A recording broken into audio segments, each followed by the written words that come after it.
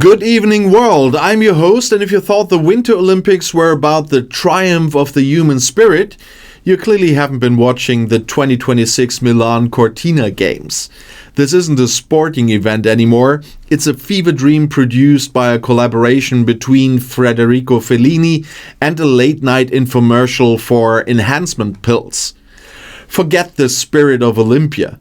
We have officially entered the Scandal Games.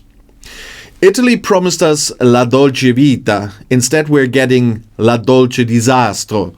We have anatomical engineering, sanitized audio, and medals that are apparently held together by the same glue used on cheap envelopes.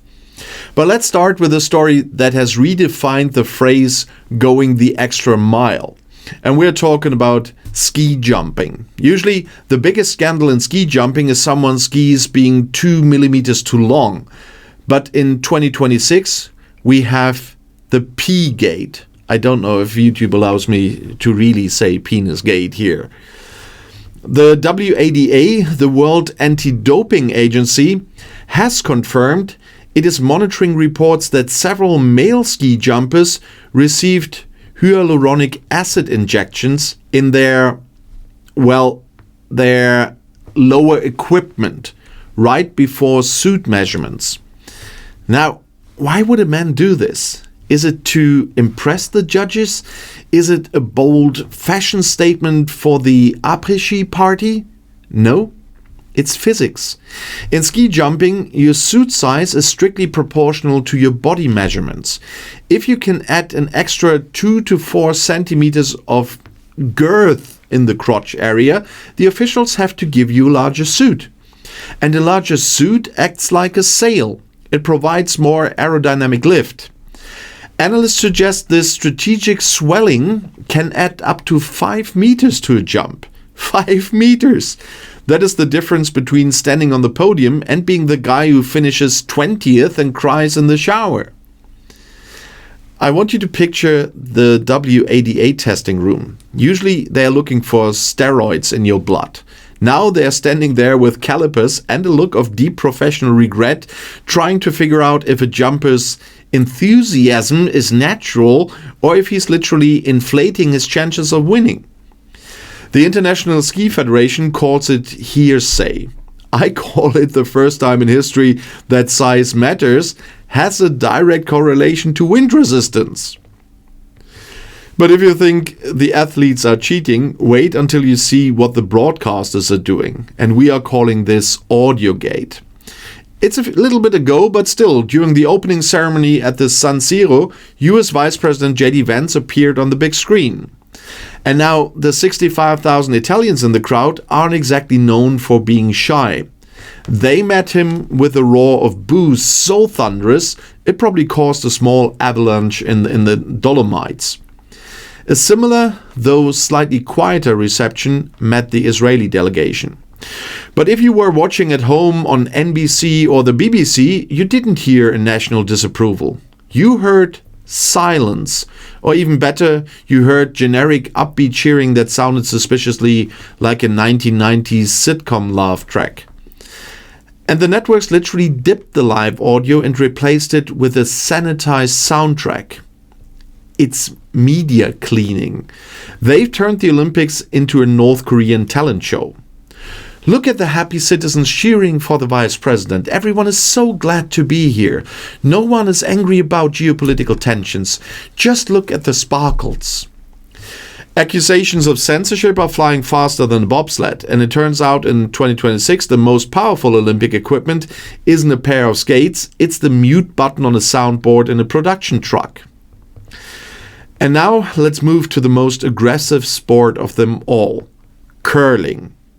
Yeah. I really mean that. Yeah, that sport that looks like aggressive housework on ice. Canadian curler Marc has been accused of double touching the stone with his finger to give it an extra little jab. In the world of curling, this is the equivalent of drive-by shooting. It has sparked a politeness war between Canadian and Swedish fans, and I've seen the Twitter threads. You might call it X nowadays, but still.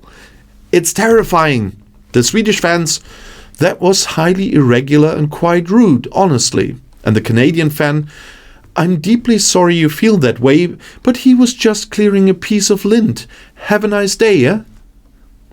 The tension is unbearable, and if this escalates, someone might forget to say thank you when a door is held open for them. It's the only scandal where the participants are likely to resolve it by sending each other very sternly worded gift baskets. Speaking of falling apart, let's talk about the medals. You train for 20 years. You sacrifice your knees, you inject your genitals with acid, and then you win a gold medal that snaps in half. American skier Breezy Johnson won gold. I saw that race, by the way. And while she was jumping for joy, her medal literally broke in two. And New Zealander Zoe Sadowski-Synnott had her silver medal just fall off the clasp because it bumped against her snowboard. The organizing committee has blamed a production defect in the bonding process. Bonding process? It looks like they used a glue stick and some leftover glitter from a kindergarten classroom. And these athletes are walking around with medals that are less sturdy than a chocolate coin from a Christmas stocking.